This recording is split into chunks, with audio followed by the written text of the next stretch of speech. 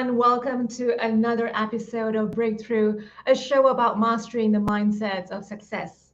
Breakthrough is so proudly brought to you by Leaderonomics and OP Life. My name is Lisa Wong. I'm a transformation coach at OP Life in Mind Valley and a former anchor at ESPN. It's my vision to bring to you the stories of successful individuals and deep dive into how they build themselves to become the person they are, so you're inspired and committed to live your best life personally and professionally. And today I'm very excited to bring on Nick Bennett, one of LinkedIn's top voices in field marketing and personal branding, and he's a must follow in the space. Nick's also the director of ABM and community at Alice and host of the podcast series Rep Your Brand. Hi, Nick. Hello, thank you for having me. It's so nice to have you on the show. Now, I'm going to start off today's show with this big picture frame, and I'm taking a leaf out of your what you're all about, okay, in your very helpful podcast, Rep Your Brand. And the big picture frame is each of us are starting to understand how personal branding can play an important role in our career and personal success, and how personal branding can help open doors and create opportunities that we never thought were possible. And to our viewers, if you have any comments, please type them in the chat box, and our producer Shasi will let me know. So I'll pause and as and when to ask your questions. So stay tuned.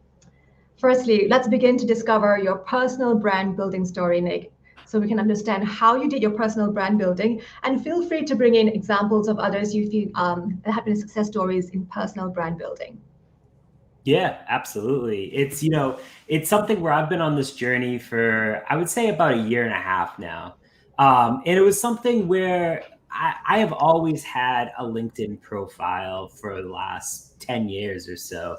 And I was always the type of person that would just scroll through the scroll through the LinkedIn feed. I would never comment on anyone's stuff. If I did share anything, it was strictly a share from a work-related item, but I never put any of my own thoughts out there.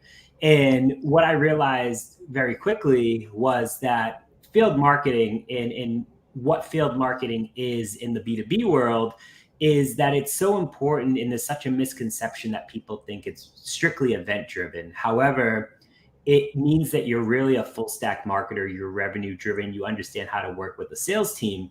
And so I niched down and took that approach, because if you look at the 750 plus million LinkedIn users, the amount of people that talk about field marketing is only one, and it's myself. And so outside of that, I try to dig deep, and that's kind of been my past. And then I want to kind of take that to the next level. And so I've started to branch out and talk about different topics, including personal branding, what has helped me go from 2,000 followers to 24,000 followers in a year and a half, all organically. And just kind of talking about that journey, what's worked for me.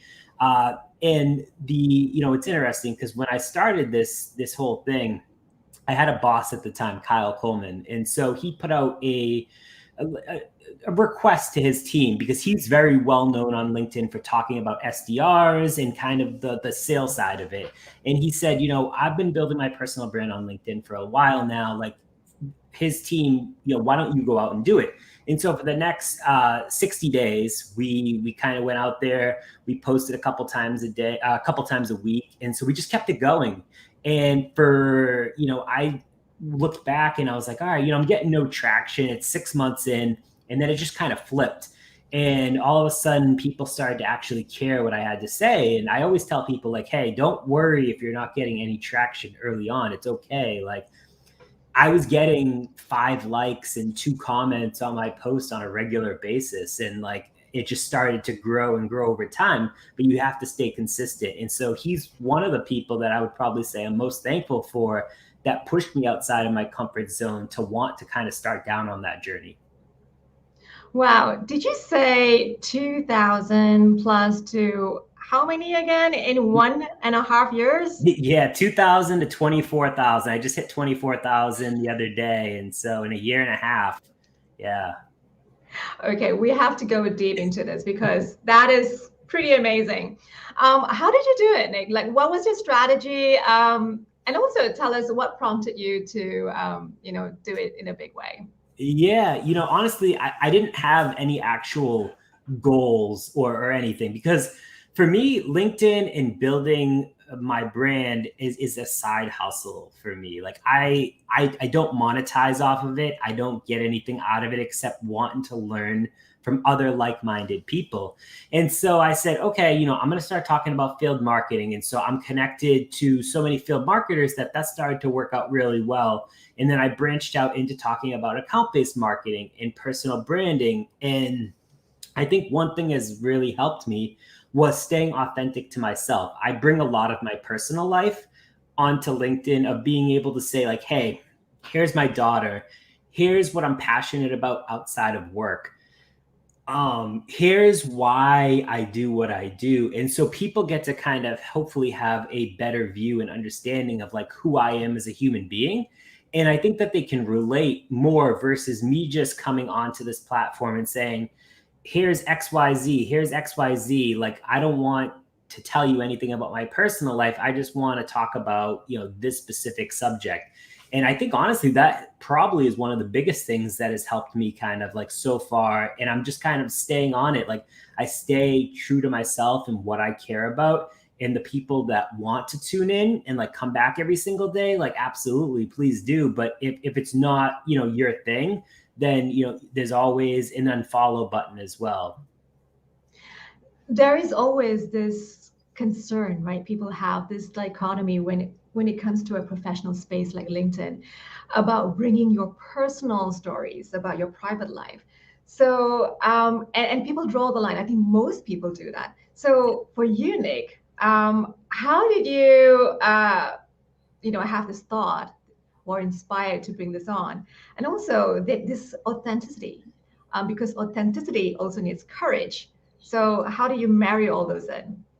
Yeah, it's a great question. I mean, personally, I put out what I want to put out. Like, I don't like what the content that I create and everything that I do isn't dictated by anyone else. It's what I care about. If 100,000 people tune in, great. If 5 people tune in, that's awesome too. I'm going to continue to say what I want to say, and that I'm passionate about. And so, like, that's just the authenticity part. It's staying true to who I am and like what I care about.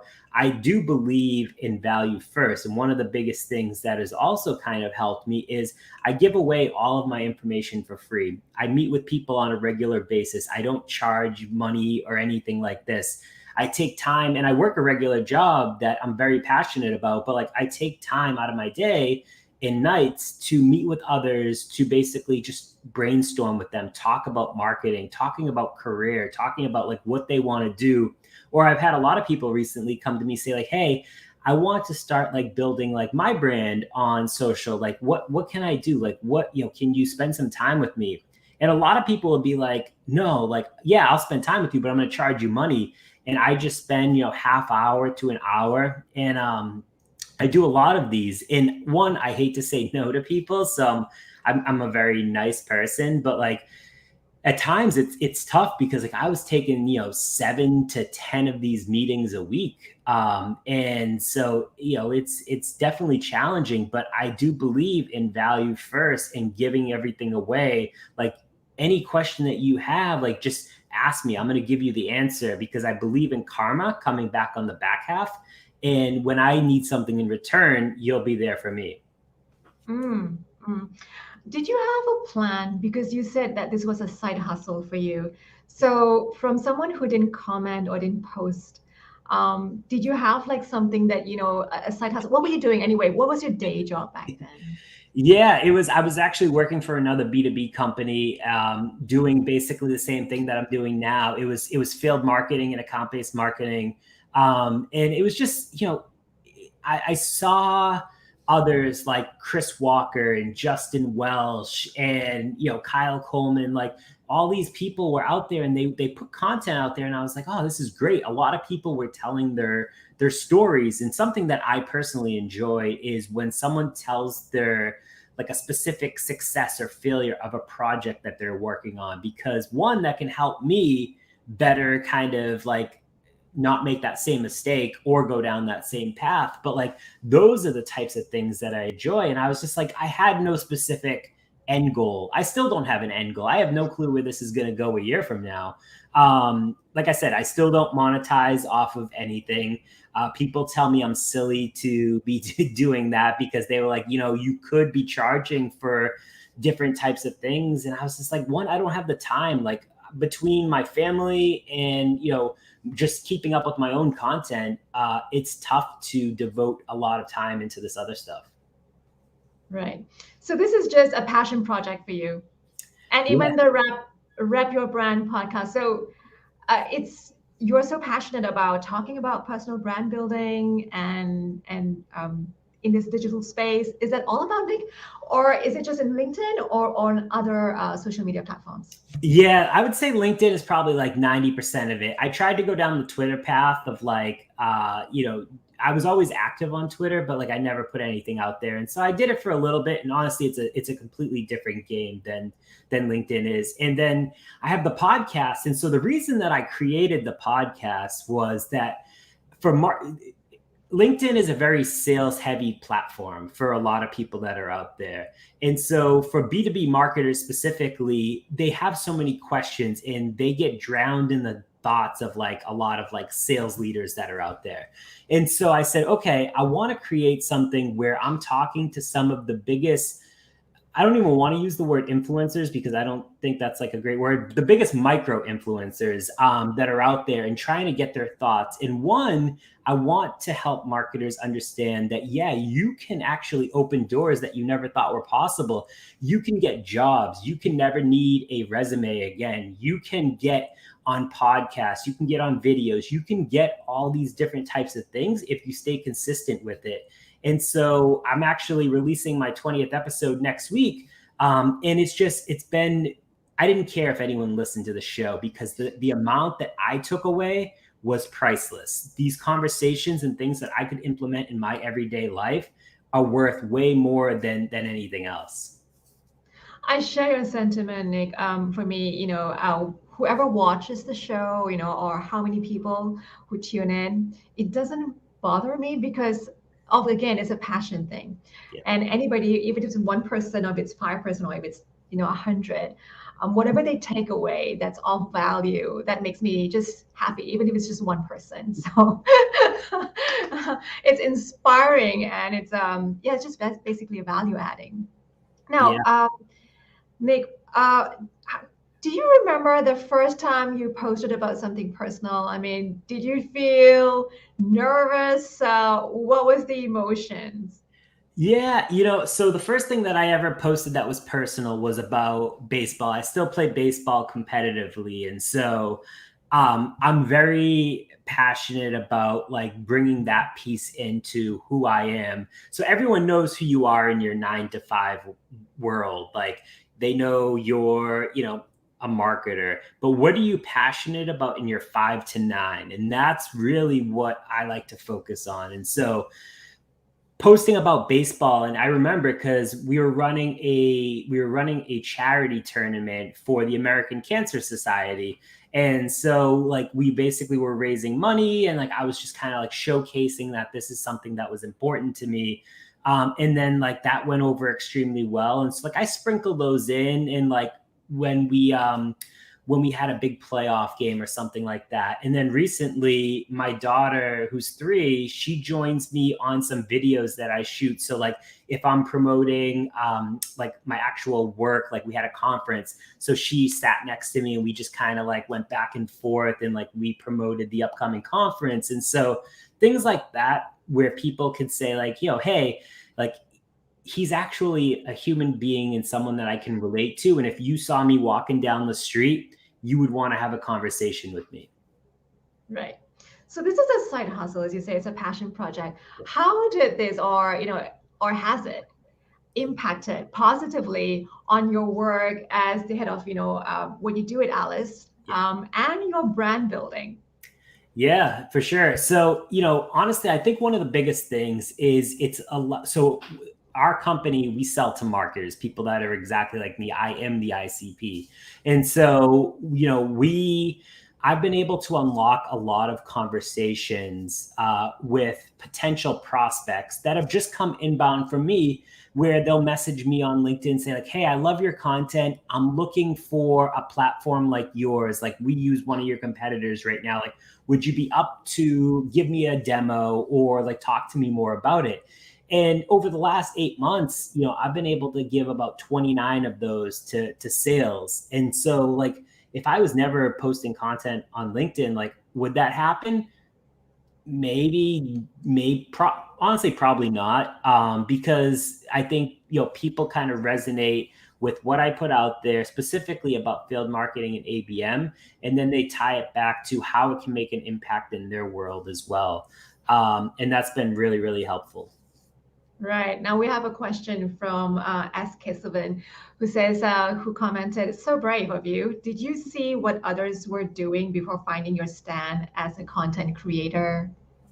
Yeah, it's a good question. So I followed a few of them, but I didn't, the way that I kind of wanted to go about doing it, I was just going to put out whatever I wanted to put out. I try to keep everything, and I call it choppy copy. So easy to read, where it kind of flows really easily. Nothing's in paragraph format. I know that's not the way we were taught to write, but in a platform like LinkedIn, it's incredibly important to keep it short, concise, and choppy so that people can flow when they're scrolling on their phone or their computer without having to read back and forth amongst a big paragraph. And so I just kind of started with that and things that I was passionate about, like field marketing. And I kept, I looked at what others were doing, and they were doing kind of the same thing, but I don't think I changed or kind of modeled after them. I was just going to put out whatever I wanted to put out. No, Nick, we're so focused, right, on putting our head down. And I just want to stress this point. When Nick mentioned marketeers, you're referring to each and every one of us who's an employee, right, or an employer, literally anybody in the working world. So, Nick, we're so focused on putting our head down and just getting the job done, never really thinking about how to brand ourselves and the importance of it. So, what do you say to all of us who are just so focused on performance at our jobs? Yeah, I think you're playing the short-term game. I think that branding yourself is about the long-term game. And let's be honest, it's not, I was actually talking to a friend the other day because my mom, she's worked for a company for the last 41 years. Same company, has never had another job in her life. I'm 34 years old and I've worked for probably 8 companies so far, because of acquisitions and just different types of things. And it's just, maybe it's being a millennial, maybe it's just that mindset of like, hey, like you get bored over time, and you just kind of want to go on to that next thing. But I think that if your head, I'm not saying that you shouldn't perform. You obviously have your KPIs and metrics that you have to achieve in your everyday job. However, I think your employer should support your ability to have a side hustle, whether it's something that you're monetizing, whether it's you're posting on social or whatever, because ultimately you posting on, say, LinkedIn as an individual will ultimately have an impact for your employer as well, because they're going to say, hey, Nick works for Alice. Oh, okay. Like I keep on seeing that name. I keep on seeing where he works. When I have a need for a product, I know who to come back to. And so it's a win-win situation at the end of the day, but you can't not focus on that, because you're not going to stay at your current employer for 40 years. I mean, maybe, but at least in my generation, probably not. And so you need to play that long-term game so that you're set up for future success. Right. I think that's really wise advice. So seeing ourselves as personal brands, right? If let's say we have to use a telescope and see this paradigm on personal branding on a longer and wider scale, and looking at our jobs and what we want to do, career versus our current job. Looking forward, Nick, how do you advise someone to start, and also that strategy to align to that long-term plan? Yeah, so I think you need to find out what you're passionate about that you can talk about. And something that I talk to a lot of college students about is they want to say like, what do I talk about? Like, I'm fresh out of college, like I'm in my first actual like adult job. Like, what do I talk about? And I'm just like, talk about stories that is going on in your everyday life. You don't have to share numbers or anything like that, but talk about the successes of a program or, campaign that you ran. Talk about the failures of it. Talk about, what you learned working with, sales or finance or different parts of the organization, because that's what people are going to find the most interesting, because then they can relate to who you are as a human as well. And so you start to do that and it works really well. And if you're not ready to quite take that step yet, another thing that I would recommend is find 10, maybe 15 content creators that are people that you want to learn from. Find out when they post on LinkedIn or Twitter every single day, because for the most part, most content creators will post at the same exact time or in a short window of that time.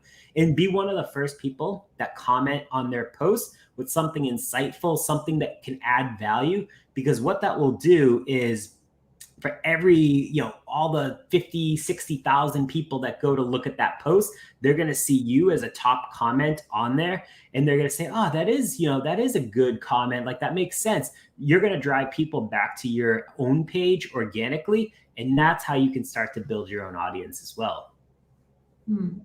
Now we have Eva Lim posting this. Now it seems like ABM offers a wide range of solutions and even recently launched Enhanced Facility, a comprehensive program of services that aims to help businesses improve indoor air quality. Now, any tips that you'd like to share with tonight's audience, especially if they are looking to diversify their businesses during challenging times? Wow, okay. A business strategy question. There you go, Nate.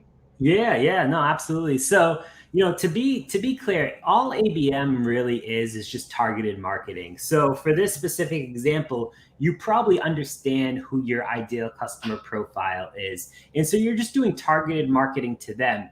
It needs to be a mixture, though. It needs to be across the entire buyer's journey. And so it's content, it's website personalization, you can use direct mail or gifting as part of that to enhance or push people down a funnel as well. And so you need to kind of have all of these pieces. Paid social and paid ads is another piece of it, SEO. And so you need to have all of these pieces to go after these targeted accounts. And so, one thing that I do is I use an intent data platform to basically show which accounts that matter to us are, looking or a great fit based on the items that they're searching. And so that will help dictate a lot of our messaging, a lot of our strategy as well. Okay. And Wax here say that when you said that you can always unfollow me if the content doesn't work for you anymore, it reminded me of the famous TikTok Cabane Lane's recent loss of followers because of an anti-racism post. Yeah, I mean, so I don't, I don't post anything that crazy on LinkedIn, but for me, like, I just, followers doesn't matter to me at the end of the day. It's a vanity metric. What I care about most is the engagement and meaningful connections that I can take away from it. And also, when I do need a job, that I have a network of 40 people I can say, hey, I was laid off, or, I'm now looking for my new opportunity. Do you have anything for me? And I have, say 20 people say like, yeah, like we'd love to have you come join our company like right now. That's what I would more take away and want versus, 100,000 views on a post. And so when I meant like, the unfollow piece, if you don't like my personal life being brought onto a professional platform, I don't think there's many people that actually unfollowed me after that. But, if there was, I get it. Some people want strictly business on LinkedIn, and that's just not who I am. So. Now, Nick, so you said that, when you build a personal brand, it really helps in your career progression. So you don't have to rely so much on your resume, right? Because you have built a really good network. For those of us who haven't quite grasped the idea of what a strong personal brand can do Can you just shed some light apart from, not holding on to your resume, but also your great or big contact list?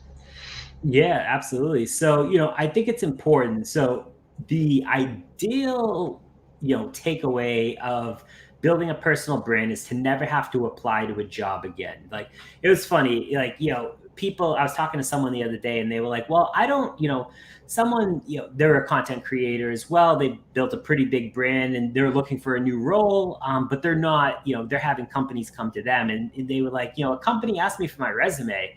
And they were like, I haven't updated a resume in like 5 years. And they were like, I told the company that I wasn't interested, because if you can't get the information that you need off of my LinkedIn profile from a resume standpoint, from what I'm talking about, the way that my brain works, how I'm wired, like, then that should be enough. And so I think it's just kind of important to like understand that it's it's a bigger thing here. And so, like, for me, I talk about the way that I think, the way that I solve problems. And let's be honest, like, most interview questions, that's the typical things outside of like culture fit that they care about. Are how do you solve this problem?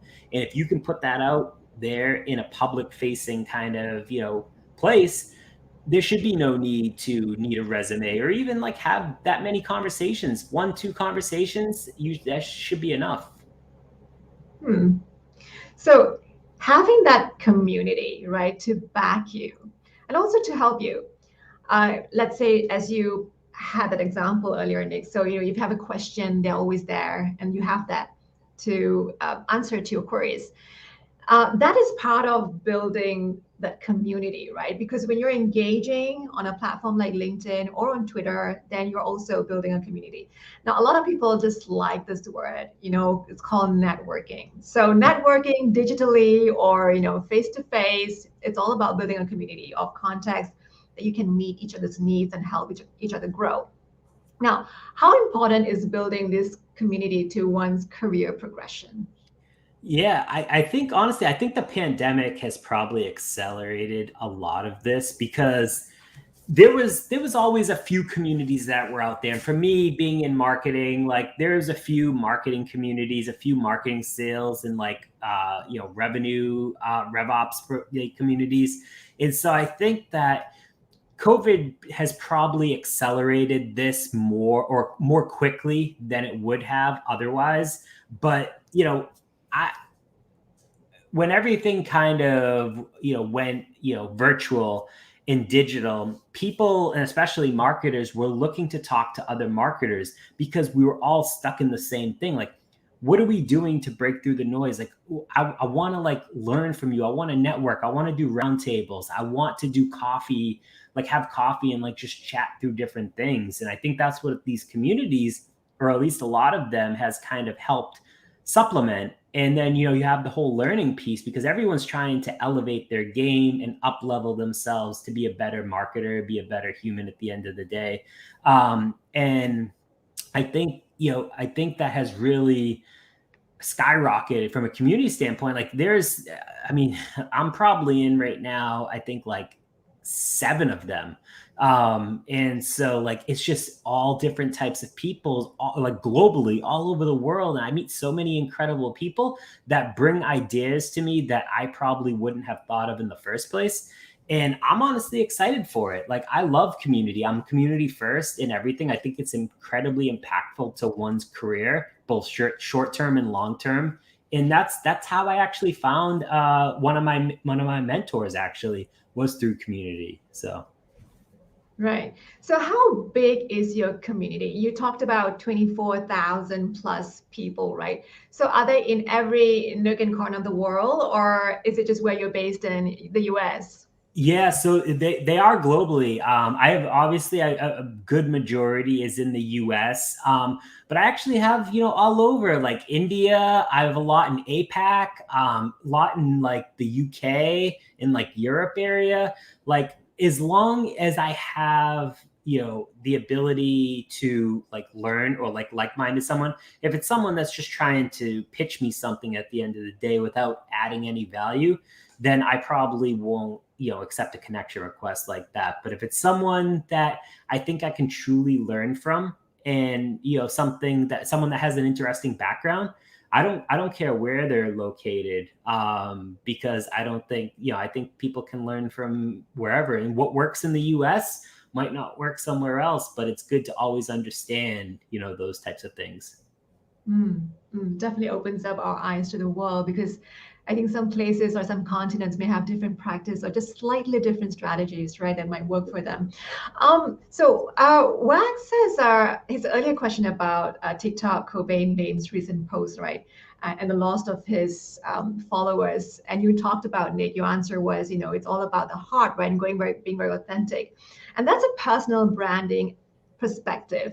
Now, do you think that content creators or organizations should do the same type of game plan here? I mean, personally, I think they should, but I don't think there's a lot of them that do, because a lot of people at the end of the day care about the number of followers that you have. And so I think on a platform like TikTok or Instagram, it is more about the follower count than it is, yeah, you're creating content, but the content creators that have tons of followers are usually getting sponsored like opportunities and like all these other things. On LinkedIn, it's a little bit different because it's a professional platform where, like, I 100% think that, companies and individuals should kind of take that stance. But at the end of the day, they got to do what's important to them. If they care about followers and they don't want to lose their followers, then they have to follow a kind of a very strict line. But it's like you're not truly, authentic to who you are if that's not what you believe in. And so it opens up like another whole can of worms for sure. Now, Eva has this comment. Nowadays, many brands have gradually utilized TikTok to build or further enhance their brand awareness. So, do you think it's suitable for companies with a B2B target market, as TikTok seems to be more entertainment than edutainment? How would you convince the senior management to switch their mindsets that TikTok could be the next IG? Yeah, so I've been thinking about this a lot actually lately, because I'm very late to the TikTok game. Like, I downloaded the app maybe 3 months ago, and so like I'm now addicted to it. But it's, I do see some B2B companies that are starting to like pop up in my feeds, and like I've talked to a few people that are leveraging it, and they're leveraging it very successfully. Because if you think about it, in the B2B world, when you're first to something, you're going to have like a big leg up over your competition. And so I'm trying to actually figure out a way right now for how I can, and for our business, how we can leverage TikTok from a like B2B standpoint. And so I think that if your leadership team, understands marketing and understands the value of marketing, then I think it's an easier conversation. If they think marketing is basically just, driving leads at the end of the day, and like it's a very old school mentality, then it's going to be a bit harder. But let's be honest, we're in 2021 right now, and I think that you need to think outside the box and start to be creative if you want to be successful. So the objectives, Nick, as you are alluding to, is it to build a community at the end of the day that follows your brand, and build that loyalty, as well as a very strong brand presence that's very authentic with that community, so you have that long-term engagement? Yeah, exactly. Like, I just want to kind of continue this and go down this path and see what happens. Like, it's it's opened up, like I said, a lot of opportunities so far. And so I just want to kind of continue to ride it and stay true to myself. And I mean, in the last year and a half, I've probably created, because I don't repurpose a lot of my content. I probably should, because I know a lot of people do. But every day I wake up, I take a shower, and then I try to remember what I thought about in the shower by the time I get to my computer or my phone. And I take 5 minutes to write about whatever I'm going to write about. Like, I don't stress about it. I basically write it, I send it. I don't worry about grammatical errors. I go back and edit it if that's the case. But like, I don't overthink it. I just send it. And then my big thing is engaging with the audience that comments on it. And I reply back to every single comment, because they took the time out of their day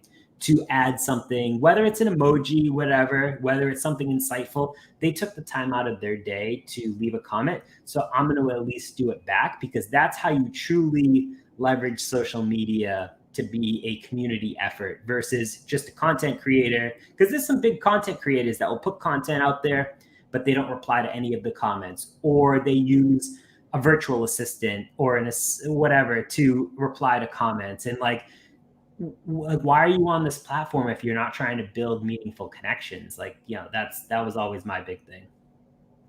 So you're saying that essentially you take 5 minutes a day, because I'm trying to gauge your time commitment to something that you're so passionate and you're doing so well. So 5 minutes of writing something, and then how long and how often do you check throughout the day? And then what time kind of like capsule do you think that you put in every day to grow this? Yeah, so I check periodically throughout the day. It depends how busy my days are, but I usually just bring it up on my phone, and like I try to reply to all of the original comments. Like, say for everyone that replied today, like I'll try to give them an answer back or like a comment back by the end of the day. And I just sprinkle it throughout the day. But I would say in an average day, it's probably like 2 hours on the platform itself. And I don't do as much scrolling and commenting on other people's stuff as I used to, because I try to keep up with my own stuff as well. But there is times, like if I'm right before bed or something, I'll be like looking on there. And if I'm not on TikTok, I'll be scrolling LinkedIn. And so like, I'll just kind of like go through, and like, if there's something that interests me or something that I think I can add value, I'll leave a comment. But for the most part, I just try to stay focused on my own stuff. There is a small circle of, I would say, maybe 10 people that I truly like love their content and the stuff that they put out every single day. And like, I will seek them out to see what they talk about every single day. But it's these people that I've followed for years, and just people that I think that like I kind of look up to a certain degree. And that's probably, I would say, like 2 hours. Right. So in growing this, right, Nick, that's your time and your commitment to growing to something that's grown to more than 24,000 now followers. How do you plan? Well, let's just talk about also the strategy first. So you devote about 2 hours a day, but do you have a strategy? Because do you have a plan on what to post this week or today, and then the following days, next week or the week after? Yeah, so I have no strategy at all. Like it's kind of funny, because I talk to a lot of other content creators, and they schedule posts. They write out a month's worth of content like in a day. And so like for me, like I just completely wing it. Like I don't have any strategy. I don't like it, whatever I want to talk about for that day. Or something that I think is interesting, I'll talk about it. And then I release a new podcast episode every other Wednesday. So like, I know every other Wednesday, 2 times a month, I'm going to be releasing like a new podcast episode. And so like, that'll be my post for that day. But outside of that, I just throw up whatever I'm failing for the day. How often do you post? Is it every day? Yeah, so every day, mostly 5 days a week, although sometimes 1 time a day, 5 days a week, although there will be days where I'll throw up a second post, like if I'm promoting a show that I'm going to be on, or like clips from a show. Like I usually will do like a morning one and then like a late afternoon. But I try not to do weekends unless there's something that like I feel like has to really kind of get out there and can't wait until Monday. But I try to keep it to Monday to Friday. Right. So for someone who is new, right, Nick, and wants to build their personal brand, and you're talking about LinkedIn mostly, which is this platform.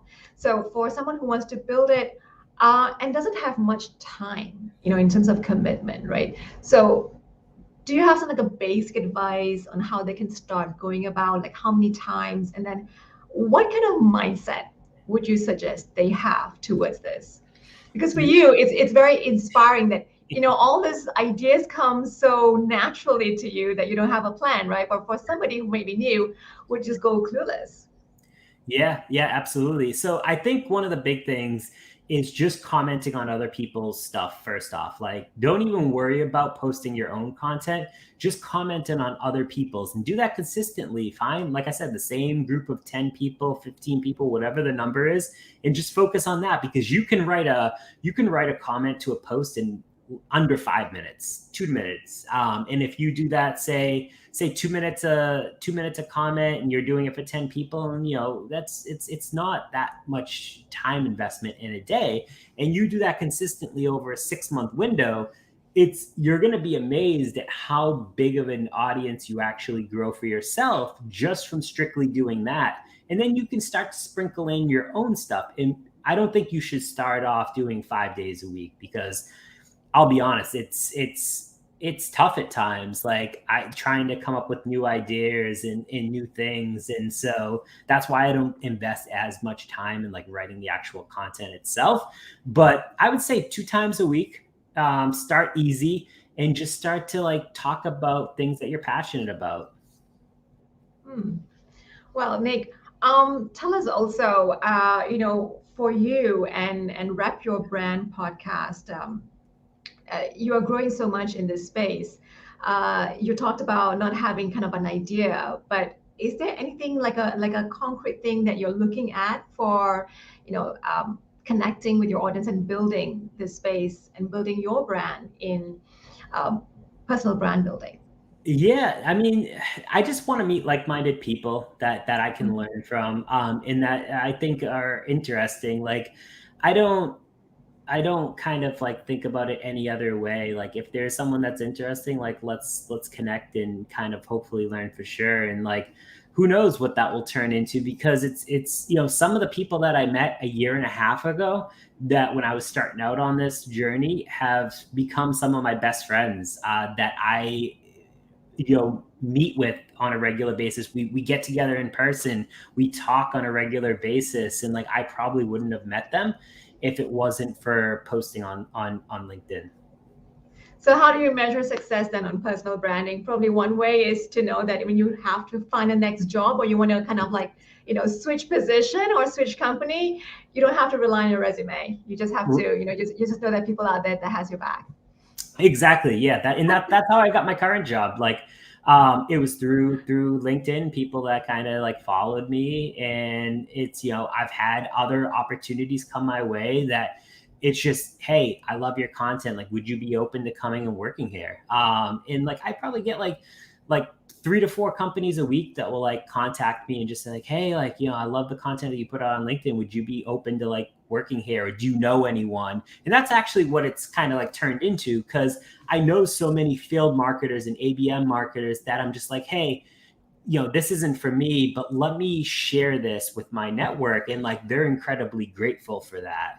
And that's something that they really enjoy. And that's kind of like what my whole thing is. Like I said, I follower count isn't that thing for me. Engagement is the true metric outside of like, hey, can I get a job if I need one, that I actually look at. Well, congratulations, Nick. I mean, having all this people who come forward to you must be very exciting. So it's superb. Yeah, definitely. Yeah, it's been a fun ride. Now, who are your role models, or perhaps you reckon are personal branding or personal brand success stories? Yeah, so there's a few that I follow. So Devin Reed, who leads content strategy over at Gong, another B2B company. The stuff that he puts out is always incredibly impactful. Chris Walker, who is the CEO of Refine Labs, he runs a podcast called State of Demand Gen, which is incredibly, if you're a marketer that's looking for like a new podcast to listen to that with like tangible takeaways, it's really, really good. But his whole thing is he posts videos every single day, a couple like 2 minutes.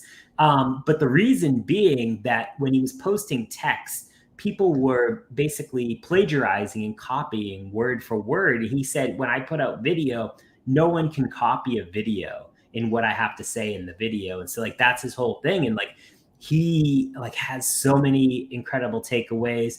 Justin Welsh, who was a VP of sales, now is kind of solo entrepreneur. right now, and like he's another person that puts out really, really strong content. And then there's a few others, like, I'm big into the micro influencers that, aren't getting paid to basically post, but like are passionate about it and are willing to reply to your comments that you leave on their stuff. They're willing to reply to your DMs. I think those are the people that I enjoy following the most. Fantastic, good stuff there. Now, Eva has a follow-up question. Now, do you think EDM is still effective in the B2B market? And imagine many brands regularly updating their target market and thinking that it's an effective drip campaign to lure them, when in fact, it might end up spam category or unsubscribe eventually. Any tips to create an effective EDM campaign? Yeah, it's a good question. So I think it can still be effective in the B2B market. I don't think many people are actually doing it though. And it's not, to be honest, it's not my specialty. Like I'm not as well, like I can't talk about it as much, but I think that, I think it's, if it's well thought out and it's well kind of cross-functionally put in place, I think it can be successful. But I think that people just aren't trying it because they are afraid that it's going to end up in a spam or that it's going to end up in the junk and it's basically going to be a waste. It's just, we're not doing it, super effective like right now. But yeah, I wish I could answer more there. I just don't know as much. Well, thank you. Thank you for trying that, Nick. How can people connect with you and learn more about you, Nick? Yeah, absolutely. So LinkedIn, like I said, where I spend a lot of my time, find me on there. Send me a DM if you ever have any questions. I reply to every single DM unless it's a cold pitch. Then I will remove you. But you can find me on Twitter as well. Like I said, not as active on there as much anymore. And I would say those are probably the two biggest places right now. And Nick definitely is a must follow on LinkedIn. So check out his posts, how he does it. I think just by learning and looking at what you post, Nick, it will be a good strategy for anybody who wants to kind of emulate, right? Or pick as a role model to see, how they can grow this personal branding space. Definitely. Yeah. And any kind of last message, Nick, in terms of, how to help people, like maybe the top 3 tangible tips and strategies for people who want to adopt to grow their brands that will open doors and create opportunities that they never thought possible? Yeah, I think consistency is the first thing. People fall off in consistency, and because they'll start strong for a month or two, and then they'll just basically forget about it, or something will come up, and then it's like you're starting back at square one. So consistency is the most important thing. The second thing is, don't be afraid to give away your playbooks for free. Like, talk about what your ABM strategy looks like, or what your, influencer strategy looks like, or whatever it is, and just, share that information with people. You don't have to share like actual details, but share your, share the strategy, because it will be really, really impactful. And then the last piece is just, when you are posting content, reply to every single person, because again, they took the time out of their day to leave something. Like, just let them know that you're there and that they're not going into a black hole that they'll never get a reply. Thank you so much, Nino. Is there a plan to do a masterclass or build an inside community? I've had people ask me and kind of, say they want that. It comes down to time. It's so tough. Like, I want to do it, I just don't know if I have the time to do it. Well, I really appreciate you and your time here today on Breakthrough, Nick. Thank you so much. And I just like to, tell everybody that I love your questions, and thank you for joining the show. The show is brought to you by Leaderonomics and OPIC Live, and I'm Lisa Wong. It's been an honor serving you. I'd like to thank my producer, Shasi, and the team, and everybody. Be fulfilled, live a purposeful life, and see you in our next episode. Thank you.